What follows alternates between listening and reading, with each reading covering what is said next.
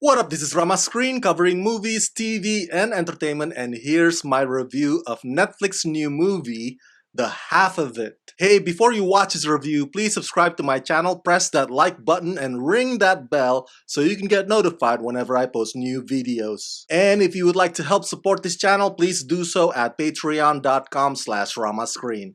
That's patreon.com/ramascreen.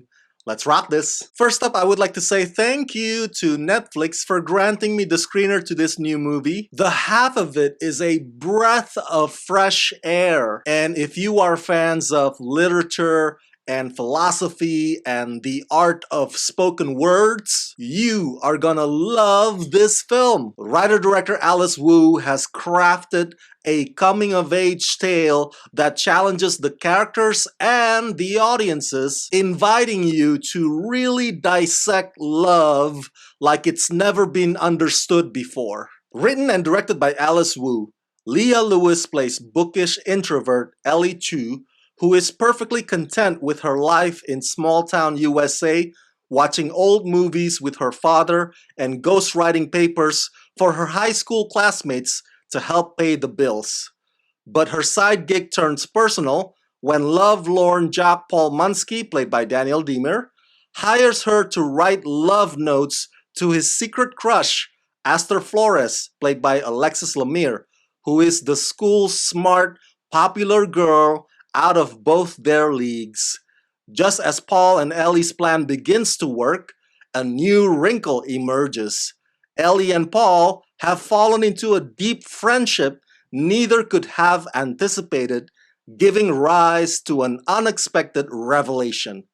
Co-starring Colin Chow. About 16 years ago or so, writer-director Alice Wu gave us a lovely film called Saving Face, which I highly recommended if you haven't checked it out yet. Alice brought many of her storytelling styles over from that one to this latest new film, The Half of It. That humorous tension when the characters are being awkward together in fear of their secrets being blown. And just like Saving Face, The Half of It also has an open public declaration in the middle of the crowd at what is supposed to be a somber event, which I've always been a fan of ever since The Graduate showed everybody how it's done. But it seems that in The Half of It, Alice's comedic rhythm is more on point this time around. There are little jolts of surprises here and there every now and then that keeps the film's tone consistently light and amusing without minimizing its solid themes. I also enjoy some of the creative decisions, especially about having Ellie Chu work